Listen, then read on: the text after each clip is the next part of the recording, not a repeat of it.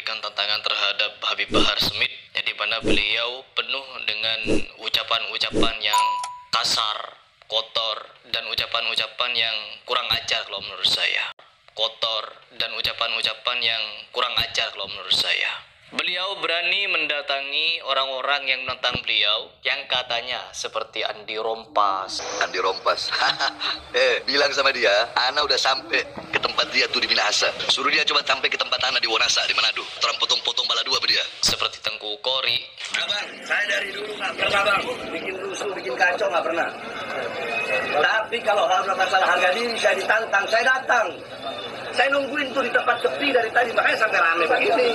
Mengaku dirinya digigit kobra, kobranya mati. Mengaku ditembak lubang bajunya, katanya. Tapi dianya tidak kenapa-kenapa, tidak ada darah sedikit pun katanya. Orang lapangan, orang perang, kata TIJ. Dan di sini teman-teman, saya kalau melihat fenomena-fenomena yang terjadi terhadap Bahar Smith ini, apakah dia tidak sadar atau melihat ketika dia berceramah menganggap dunia hanya sesempit hidupnya sendiri, di lingkungannya sendiri, terekam. Bip ya, bip ya. Video saya ini juga direkam dan ini bisa ditonton ke seluruh dunia. Yang bisa mengakses YouTube bisa nonton video saya. Begitupun dengan ceramah Anda. Anda berpikir ketika ceramah di depan orang banyak begitu hanya orang di situ yang mendengar. Tidak. Setiap kepala memiliki handphone sekarang dan dia memiliki hak untuk merekam, untuk mengupload, memviralkan dan lain sebagainya. Karena apa? Bersifat publik dan ketika tersebar di publik bebas orang untuk menanggapinya. Dan di sini teman-teman, kenapa saya berani menentang Habib Bahar Smith? Kenapa saya berkali-kali menentang beliau dan responnya berbeda, respon terbalik. Benar kata Mahesa Al-Bantani. Kalau dia ini bukan seorang ulama, tetapi dia adalah preman. Preman apa ulama? Ditantang untuk mengkaji kitab, dia tidak mau. Ditantang ribut, datang teman-teman. Sampai-sampai dikawal, ya, dijaga oleh polisi dan TNI. Takut ada keributan. Preman! Anda itu dianggap ulama sama umat. Ditantang ribut, datang ke sana. Mau cincang jadi belah dua, katanya Andi Rompas. Apa Anda? Mau sampai kapan Anda ingin mencerminkan cucu Nabi seperti ini? Seperti preman. Ditentang mengkaji kitab, tidak datang, tidak mau, tidak menanggapi. Ditentang ribut, datang ke sana sini. Ini secara pribadi saya sampaikan kepada Bahar Smith. Anda itu sudah dianggap ulama, dianggap cucu Nabi. Mengaku sendiri Anda itu di dalam darah Anda ini mengalir darah kenabian. Kesontoloyuan itu. Pengakuan-pengakuan sontoloyo Anda nisbahkan kepada Nabi Muhammad SAW, tapi akhlak Anda, ucapan Anda, tindakan Anda tidak mencerminkan akhlak Nabi Muhammad SAW. Heran saya. Baru-baru ini dia ngevlog, ya, bikin vlog video memberikan tanggapan terhadap Harry Pras. Wis. Lawan siapa sih? Ada orang sering bilang siapa? Pras. Siapa? Oh, Harry Pras. Waduh, siap kau lawan. Bahar bin Smith ini teman-teman bertanya kepada ini orang, siap kau lawan Harry Pras. Waduh. Dari dulu, sumpah. Nggak usah. Buat apa ngeliatin orang-orang kayak begitu? Waduh. Hah? Iya, begitu-begitu itu bukan untuk apa namanya? Untuk apa? Bukan untuk dibanggakan apa. Biasa saja. Duel-duel apa segala macam lah. Santai di sini. Jadi teman-teman, ini Bahar bin Smith ini membuat video vlog sendiri teman-teman, bertanya kepada, ya mungkin ini adalah seorang muridnya yang juga seorang pesilat, bertanya kepada muridnya ini, apakah kau siap melawan Harry Pras?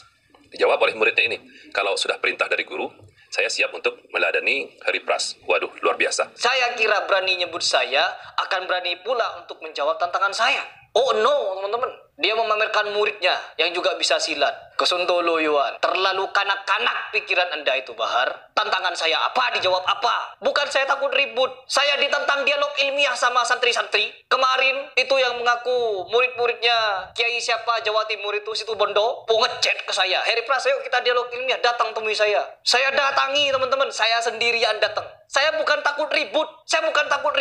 Tapi saya menjaga marwah dakwah Islam. Saya datang ke sana ingin dialog ilmiah. Tapi apa sampai di sana? Banyak orang. Harry Pras sendiri dikeroyok banyak orang. Bayangkan kalau saya melawan di situ. Meskipun saya berhasil misalkan melawan lalu membunuh salah satu di antara mereka. Apa yang terjadi kepada saya? Ngajak saya dialog ilmiah, chatnya ada. Ketika saya sampai di sana, dijebak saya. Itu yang mengaku santri, keilmuan NU katanya. Saya bukan takut ribut, saya bukan takut kekerasan. Saya punya mental untuk mendatangi siapapun apabila itu memang perlu. Sampai-sampai setelah kejadian itu, saya dinasehati, jangan lagi mau untuk dialog-dialog dengan orang-orang sontoloyo seperti itu. Orang-orangnya aku sudah nyantri ribuan tahun, baca kitab warna-warni, tapi outputnya apa? Kata-kata kasar. Tidak paham dalil. Dalilnya apa? Kadang membawa hadis palsu. Dialog melalui telepon ataupun secara langsung. Dialog melalui telepon atau pernah mendatangi saya. Pernah teman-teman dia ingin mendatangi saya. Pembela Gus Reza datang menemui saya. Saya Sherlock. Kita datang, kita makan, saya jamu, kita dialog.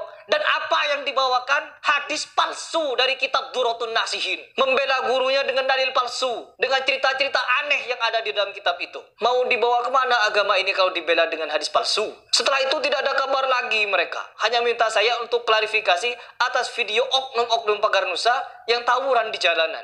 Membela junjungan dengan cara seperti itu. Ya Allah, kalian beragama Islam, mengaku pengikut Nabi yang paling mulia, Rasulullah SAW.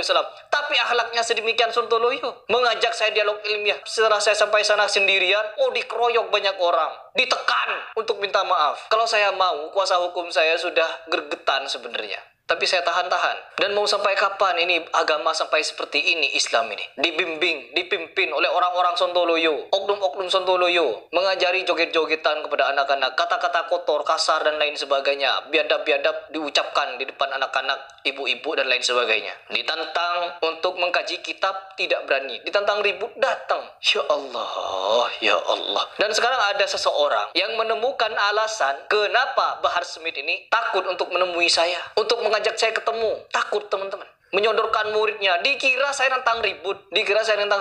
Sampaikan video ini kepada Habib Bahar Smith agar tahu apa tantangan saya dan mempersiapkan diri kalau berani. Dan simak video ini yang menjelaskan apa alasan Bahar Smith, kenapa sampai sekarang belum sama sekali menjawab dan mau bertemu dengan saya untuk memberikan jawaban terhadap tantangan saya. Begitu. Santai lu di sini.